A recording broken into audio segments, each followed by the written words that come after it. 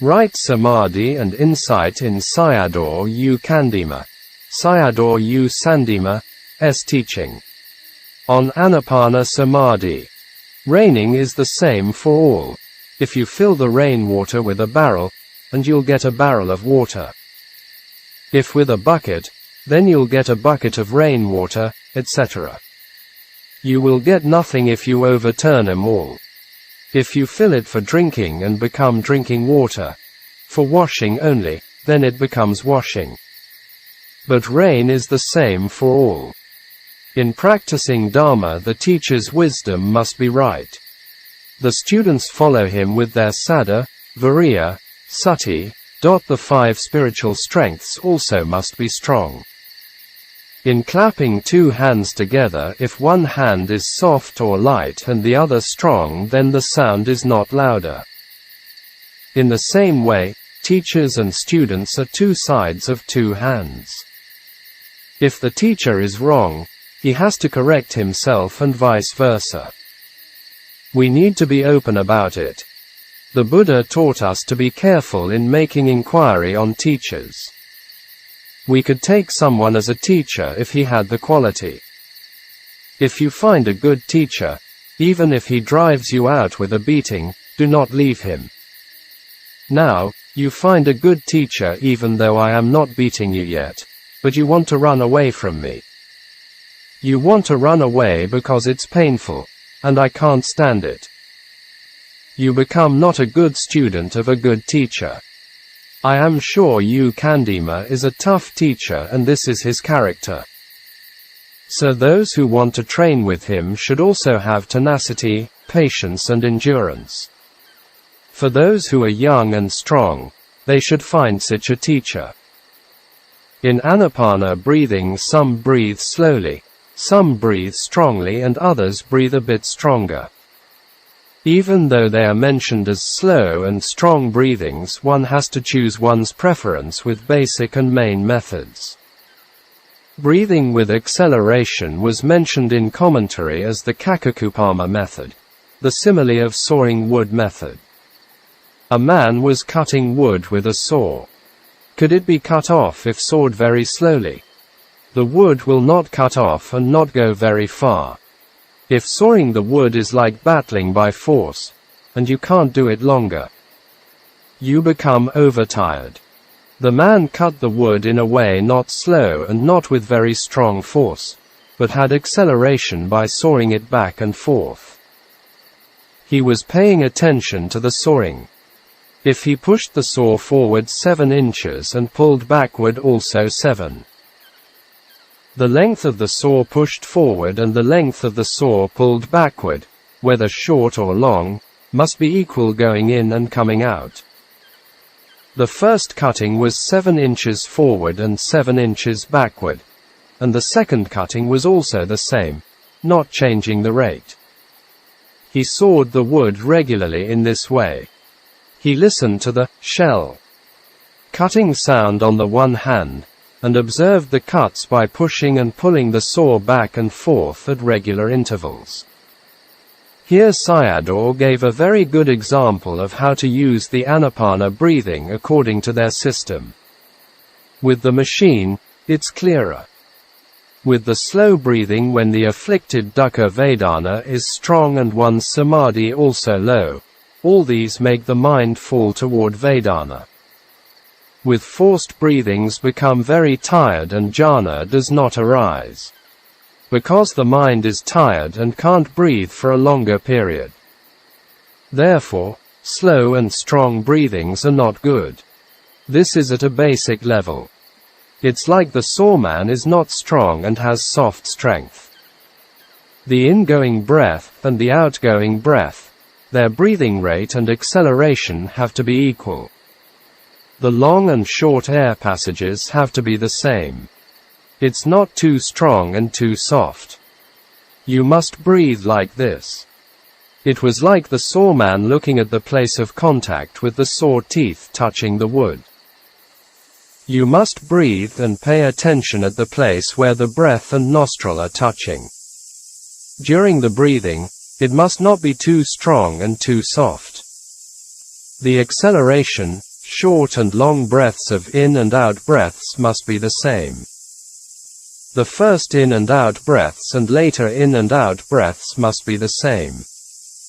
This way of breathing is like the sawman with the strength of not strong and soft sawing the wood regularly, so that he could saw it longer and finish the job. He is also not tired of it. With this kind of breathing rate, you have to do the basic kammathana. In this way of breathing you need the strength of sending the mind at the point of contact and within an hour, or 2 hours, not correcting or adjusting the body. With this kind of strength, you let go of the desire to change and correct the body. For a sawman, he doesn't have this. For the yogis, they have it. At one side, the mind does the Ānāpāna breathing, and on the other side, the mind instigates you to change and correct the body because of Vedana. You must totally abandon the desire to change and correct the body, which the mind instigates you to do it. Let the mind stay with sati at the touching point of the nostril at the same rate of acceleration and breathings. In case Vedana becomes stronger or one's own breathings become soft, or the mind wants to go down there, you have to increase a little bit of your original breathing rate and continue with it. This made the touching point clearer. Beware of the touching point and breathe a little bit stronger. But out of fear you must not breathe blindly without any control like a battle and without any rules. Whatever with strong breathing, if you don't have sati and viriya, mindfulness and effort, the mind does not arrive at the touching place, and instead it moves down there. It becomes useless even though the nose is doing the breathings and the mind at Vedana. If both of them are strong, i.e., breathings and Vedana, it becomes tired. The main point is the harmony of long and short, slow and fast, strong and soft breathings which are not tiresome. If you're not contemplating long and short, slow and fast breathings, then the mind has free time, and it goes down there, i.e., to dukkha Vedana. If you are contemplating, the mind has no free time. It is important to be aware of the contact points. The yogi has to make effort at in and out breathings, also contemplate and examine the harmony of long and short breathings as sawing the wood, and also he has to control and adjust the in and out breathings to become harmonious in the long and short, strong and soft breathings. Here his sentences are very long with repetition. Saddha, sati and viriya. With these three factors, if you are able to stick the mind on the kammathana object with stability, and it can't incline down there.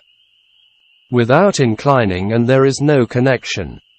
If there is no connection and there is no good or bad taste about it.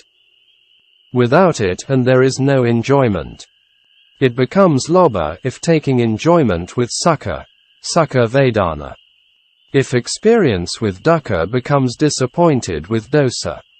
The mind becomes Ānāpāna Samādhi at the point where the air touching the nostril, if abandoning all gladness and sadness. If we reflect the first four tetrads of Ānāpāna Sutta, the first and second steps use the word, know or discern the long and short breaths. The third and fourth steps use the word, train himself sensitive to the entire body and calming the bodily formation or fabrication. So it's not a simple practice and requires intelligence and discernment with experiments. Here we can see this point. Closing square bracket. Don't want to feel or experience dukkha when the four great elements are disturbed or changed is dosa. Wanting to change and correct the body is lobha. Free from these two extremes, the mind sticks with the touching and knowing at the entrance of the nostril. It becomes Ānāpāna Vedana of neither pleasant nor unpleasant feeling, i.e., asukha and adukkha. What the yogi must remember is that one who has not reached Ānāpāna Samādhi cannot contemplate with insight. Still, even one does not know himself as not arriving at upekkha level yet, and do the contemplation even for 10 eons can't attain Dhamma, i.e., Nibbana. Without upekkha samadhi and doing anicca, dukkha and anatta is not Dhamma, i.e., vipassana Dhamma. The sound seems to be similar, and the causes are different. It's only reciting anicca, dukkha, anatta with concepts and not direct discernment. This is the reason behind not changing dukkha vedana when the 4 elements disturbed or afflicted.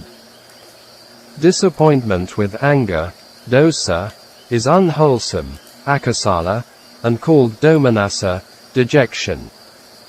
Lobha is called abhijja, covetous, here wanting the pain to go away. The mind does not stick here, at pain, and staying at the tip of the nostril becomes upekkha. This is the coarse type of momentary upekkha samadhi. At the time the mind sticks at the tip of the nostril has no dosa, it frees from the dosa toad. Toad represents dosa. It's not really free yet. When it frees from sati, the toad appears again. Sati is not strong enough on the object and is pulled down by the pain. There are 3 kinds of freedom: tadanga, for short period, vikhamhana, suppression, and samukkeda, eradication. If you can collect the mind on the object for tadanga, will free from dosa. It'll appear again, i.e., pain, if you can't do it. Now present Ānāpāna is tadanga practice. Whatever system or method we use in accordance to the Buddha, at first it was like striking a brass bell. After the dong sound, the sound becomes louder and slowly becomes smaller and disappears. This is called pasambayam kayasankaram, calming the bodily formation or fabrication, i.e., the breath. If you breathe with Ānāpāna similar to the way of sawing a wood, it must refine slowly. It becomes refined, not by oneself and happening naturally when the mind frees from unwholesomeness. We don't need to kill the enemy. If there are enemies, to protect ourselves, we must fight them. Now it's led by sati and viriya that unwholesome minds or mental states can't come near. There's no need to run away from them. When it arrives at wholesome mind process and jhanic mind process with the breathing, it slowly becomes quiet, and after that the bhavanga, heart base with a sensation in the chest something was fall off, and the breathing stops. It doesn't breathe, and also it can't breathe. There is pain, aches and numbness down there, but the mind is not suffering.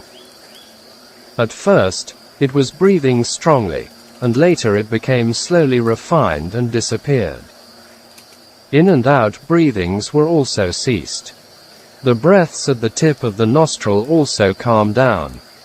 It calmed down with the completion of jhanic factors, i.e., connecting, sustaining, rapture, pleasure, one-pointedness of mind. This is called pasambayam kayasankara, calming down the breath. Kaya sankara from the coarse inhalation and exhalation of breath, it is calming down. Not attaining jhana yet, if you breathe in the comfortable way it will not calm down. If it's equal to the jhanic factors by itself and it comes to cease. The mind is not suffered by freeing from vedana. Even though there is vedana afflicted by the 4 elements. The mind itself has no suffering. Instead of the fire flare-up, it's extinguished. Even though knowing pain and aches, no unwholesome mind arises to change or correct the body. Sankara Dharma, conditioned phenomena, have ceased. There was a story about Lung Por Wine, who was one of the very senior disciples of Ajahn Mun. In his earlier years he was practicing in a forest. One time he was infested with a serious wound on his leg. It needed a doctor to operate his wound. There was no anesthetic to treat him.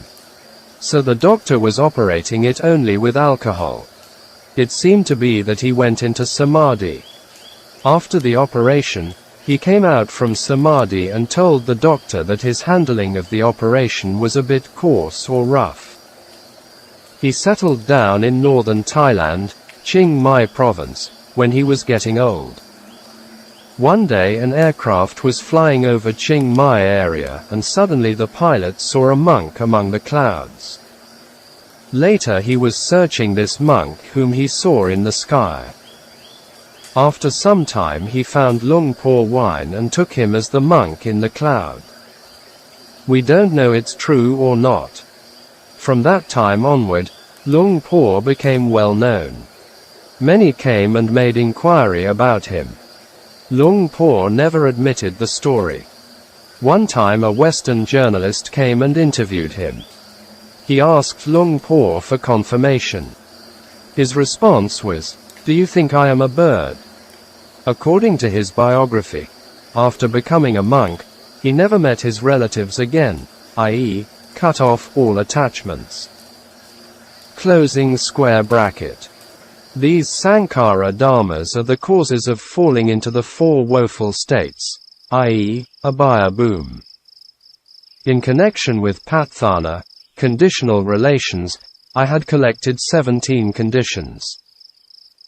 Wanting to move and change is tanha. Here it can be translated as desire. It becomes vedana pakaya tanha, feeling conditions craving. You can't cut off dependent co-arising with your own desire. Don't talk about that life and this life. Now at this present moment you are in suffering. You have not arrived at the future yet. Even now when encountering unbearable Vedana you have unpleasant dosa and want to change lobha khandhas. These khandhas are present dependent arising khandhas. From dukkha Vedana it changes into not wanting to feel lobha tanha. If you can keep your mind on the tip of your nose, even if there is dukkha Vedana it will not connect with tanha.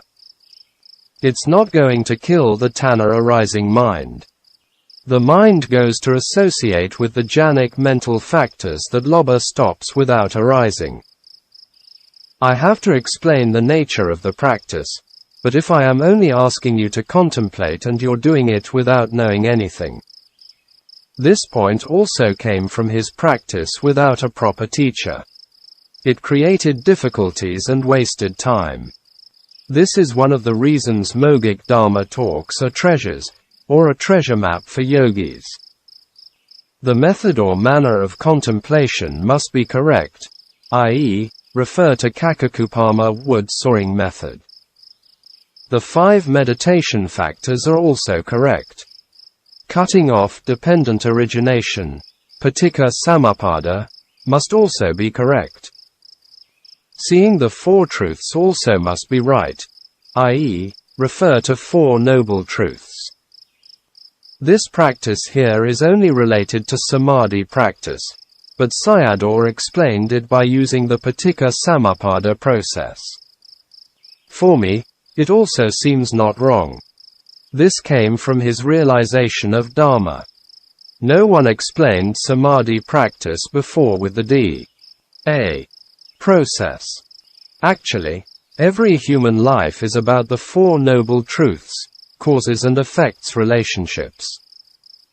For a worldling or common person, he creates only dukkha and samudaya all the time except in sleep, which is wasting time with moha, delusion. But the practicing yogis cut off paticca samuppada or dukkha and samudaya every time he is mindful and discern the nature of the 5 khandhas at every moment. These things are also mentioned in Mogic Sayadawji's talks. Isn't sukha or dukkha when the 4 elements become afflicted? This khandha is disintegrating with stiffness and tightness. These are the matter of truth of dukkha, dukkha sakha, or the function of truth of dukkha. And then wanting to move and change, lobha arises. Lobha is Tanha Samudaya. At here I should have to do like this or like that. These are doing by Tanha.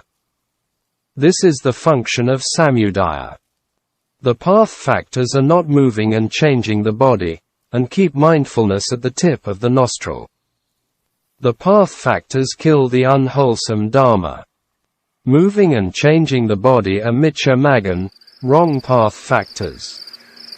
The function of path factors is doing its related matter.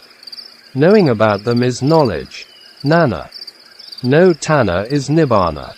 When you came here with Tanha which is in your mind, what will you do with this Tanha? You have to abandon it. There is no Tanha in Nibbana. Could you incline toward it with Tanha mind? Wanting to move and change is Tanha. If you agree with it and become Tanha. If you don't follow it, this abandon Tanha. This is the function of Nirodha Sakha, the cessation of Tanha or Dukkha. Do you have any suffering if you abandon it? So suffering has ceased. This is Nirodha Sakha, the cessation of Dukkha. Before is Kikha Nana, functional knowledge. Now is Kata Nana, knowledge on the ending of the practice.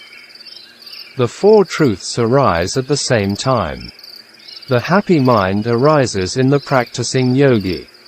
Nirodha Sakha means the cessation of Tanha.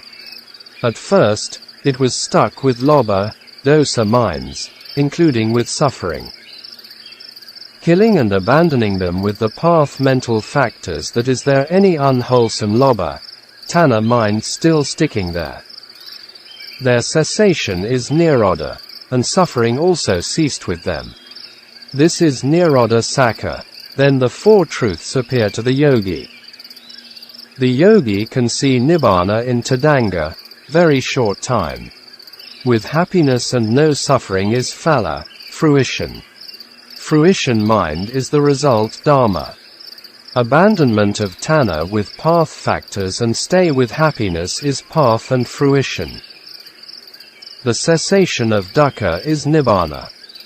If you want to get Nibbana, you must be preceded by Sankarapekkha, equanimity to Sankhara Dhamma, conditioned phenomena. Sankarapekkha Nana, knowledge of equanimity, is not relating to dukkha Vedana and not sticking with sukha Vedana or let go of conditioned Dhamma. After that Gotrabhu knowledge, change of lineage, and then path and fruit. Samatha Yanaka yogi develops his practice in this way. Here is talking about Samatha practice, but Sayadaw explained it with the four truths. Jhanas only suppress kilesa, vikhamhana. To eradicate kilesa has to develop insight practice, samakeda pahana. Whether such an explanation is acceptable or not, I don't know. Luang Por Cha had said once before. He said that sila, samadhi and panna were inseparable. He gave an example of lifting a stick with fingers in the middle of the stick and the whole stick came together. To build a bridge across a river is another example by Ajahn Lee Dharmadharo. This side is sila, the middle of the bridge is samadhi and the other side is panna.